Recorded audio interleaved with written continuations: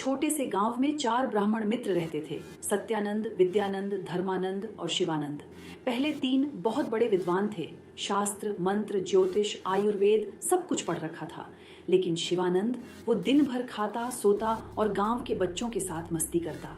गांव वाले उसे आलसी शिवा कहकर चिढ़ाते। अकाल पड़ने पर तीनों विद्वान बोले, चलो किसी बड़े शहर में जाकर अपनी विद्या से धन कमाते हैं। शिवानंद को छोड़ने की बात हुई, लेकिन विद्यानंद ने कहा, नहीं नहीं, वो हमारा बचपन का साथी है, हम चारों बराबर बांटेंगे जो कमाएंगे। चारों ने झोला उठाया और निकल पड़े। रास्ते में एक गांव आया जहां एक अमीर सेठ रहता था। सेठ ने सुना कि 3 बड़े पंडित आए हैं। उसने उन्हें बुलाया और कहा, मेरे पास एक बहुत मूल्यवान सोने का हार है, लेकिन उसमें एक मोती गायब है।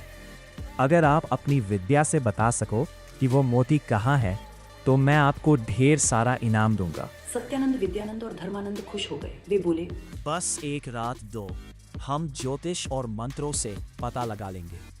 रात भर तीनों ने ग्रह नक्षत्र देखे, मंत्र जपे, यंत्र बनाए। सुबह सेठ से बोले, आपका मोती आपके ही घर में, रसोई घर की अलमारी के पीछे एक चूहे के बिल में है। सेठ ने मजदूर बुलाए, दीवार तोड़ी, बिल खोदा, सचमुच मोती मिल गया। सेठ बहुत खुश हुआ।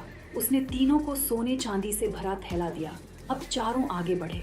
शिवानंद मुस्कुराते हुए बोला, वाह भाई, तुम तो कमाल हो, लेकिन एक बात बताओ, मोती चूहे ने क्यों चुराया?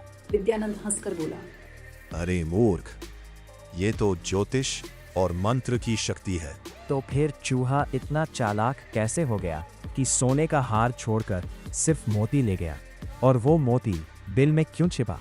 शायद चूहे को पता था कि पूरा हार ले जाएगा तो तुम लोग पूरा घर खोद डालोगे, लेकिन सिर्फ मोती लेने से कोई ध्यान नहीं देगा। शिवानंद ने कहा। तीनों ठहाका मारकर हंसे।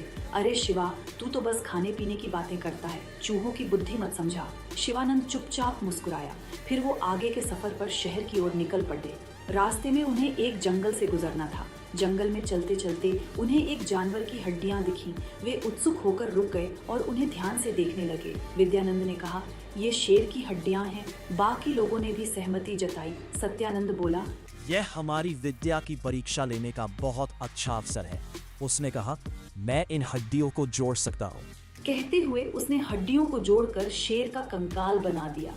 धर्मानंद बोला, मैं इसमें मांस और ऊतक, टिश्यू डाल सकता हूँ। थोड़ी ही देर में उनके सामने एक निर्जीव शेर पड़ा था। विद्यानंद ने कहा, मैं इस शरीर में प्राण डाल सकता हूँ।